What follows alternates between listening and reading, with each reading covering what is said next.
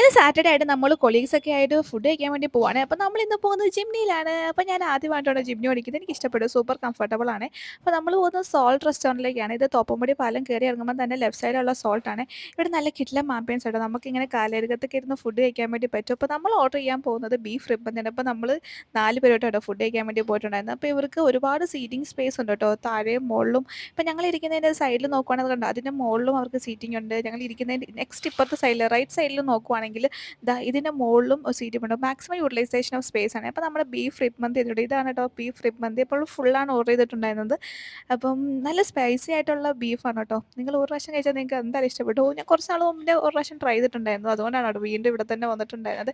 Last ഞാൻ കഴിക്കാൻ വേണ്ടി കുറച്ച് ബുദ്ധിമുട്ടുണ്ടായിരുന്നു. ദാ ചിക്കൻ കറി കഴിക്കുന്ന പോലെയാണ് ഞാൻ കഴിച്ചുകൊണ്ടിരുന്നത്. കുറച്ച് ബുദ്ധിമുട്ടായിരുന്നു ലാസ്റ്റ് കഴിക്കാൻ വേണ്ടിയിട്ട്. ലാസ്റ്റ് ഒരു വകയ്ക്ക് ഞാൻ കഴിച്ച് തീർത്തിട്ടുണ്ടായിരുന്നു. അങ്ങനെ ഫിനിഷായി. അപ്പോൾ ടോട്ടൽ 4 പേർക്ക് കൂടെ ഒരു ഫുൾ ബീഫ് ഉണ്ടെങ്കിൽ 1140